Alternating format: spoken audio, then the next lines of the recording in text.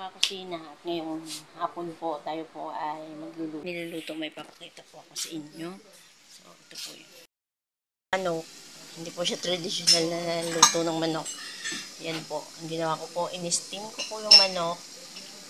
Kasama po ng carrots, ng patatas, ng sibuyas, tsaka asin, paminta, at iba pa pong sangkap. So, yan.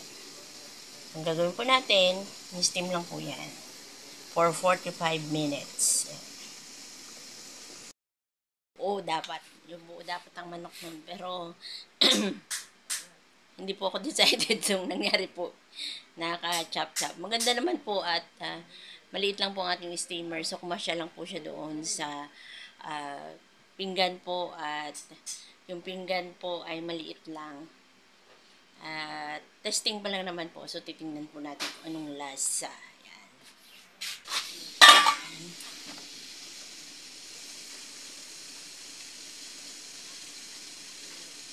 Ayan. Ayun, malambot na. Natatanggal na po siya sa buto. So, tayo natin itong ating ibang mga ingredients na gagawin. Ginaya ko lang naman po ito sa YouTube. Yung aking niluluto. So, titingnan po natin kung ma-achieve natin yung lasa nitong manok na ito. Na in-steam. So, ipapatong po muna dyan. Kasi ang gulo ng aking wala pong tagahawak. Wala po tayong tagahawak ng ating cellphone. So, ito yan. Ang ating mga ingredients. Meron po dyan green and red na sili. Tapos, meron po tayong luya at saka bawang. So, ang gagawin ko po, isa lang po ako doon ng ating kawali. At pwede na po natin ilagay natin pong mga sangkap.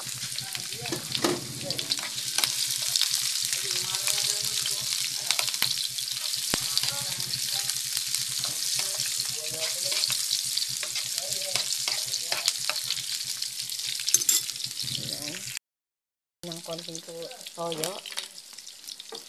Antayin nyo na lang po. Kasi konti lang po itong ginawa kong ng manok. So, konti lang din po.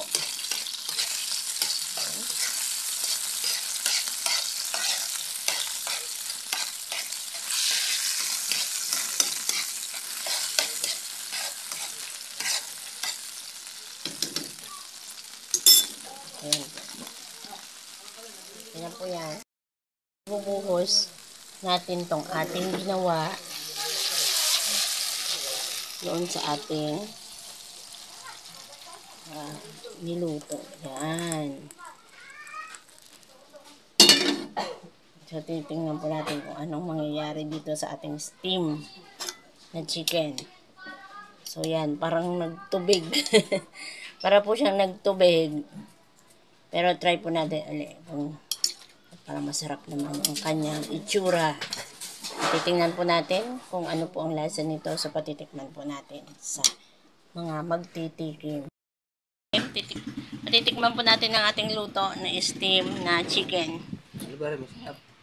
Titikman nga kung ano talaga. Wala tong cut eh. Kaya titingnan natin kung ano talaga ang lasa. Yung chicken. Chicken? Yan yung chicken eh. Yan. Sili. Wow, maanghang talaga yan.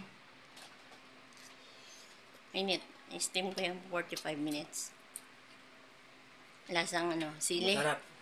Masarap daw, hindi nga. Masarap nga. Masarap daw.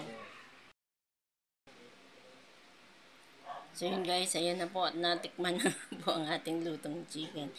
In-steam ko po yan for 45 minutes. So, malambot po siya. At nilagyan ko lang po ng mga pampalasa. So, wala na pong ibang dapat po may oyster sauce. So, wala naman po tayong available na oyster sauce. Dahil wala na pong available sa tindahan. So, yan lang po. At okay na po ang lasa. Masarap na. So, yun guys. Ito na po yung ating steamed na chicken. Ayan. So, titigman po natin.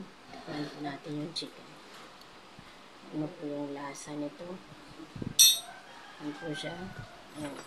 Masarap po siya kasi 45 minutes po natin siyang ni-steam. So, pwede po kayo kumuha ng manok. Huwag niya siyang kung malaki po ang inyong steamer or may kaldero kayong malaki. Kasi yung sa amin po, maliit lang yung steamer.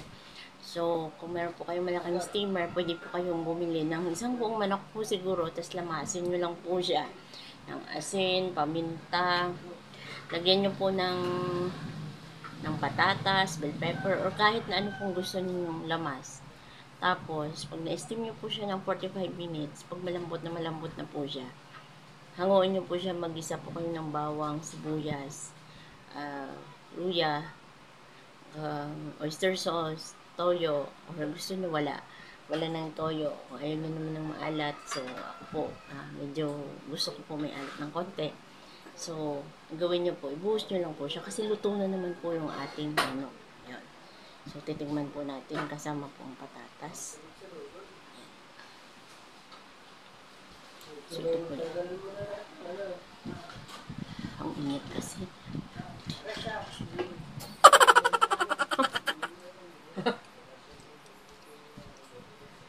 Init.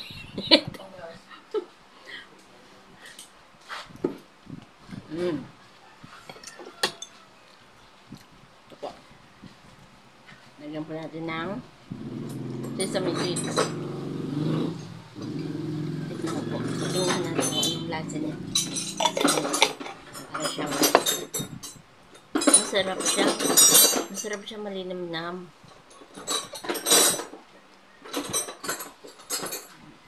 Malinamnam siya.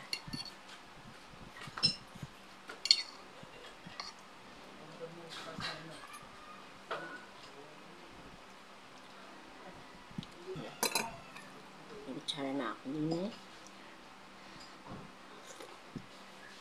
Masarap din po ng sabaw. Ibang style po siya, ibang style. Yan. Simple lang po pala ito. Akala ko po noon ito po ay mahirap gawin yung mga ganitong luto sa restaurant, lalo na sa mga Chinese restaurant, no. Tinignan ko po kasi sa YouTube dahil parang ang bilis, tapos ilang ingredients lang. Tapos sa ngayon po, sa hirap ngayon ng buhay, no, kailangan natin magluto ng mga masarap pero hindi komplikadong mga lutuin. Dito na lang guys, at maraming pong salamat sa inyong panonood. At tayo po ay good vibes, good vibes lang po. Hindi naman tayo expert talaga sa pagluluto, pero nagda-try pa rin po tayo magluto ng mga bagay-bagay. Kung may time po kayo mag-aral magluto, yan, mag-aral po kayo sa University of YouTube. So, dito na lang guys, see you next vlog. Bye!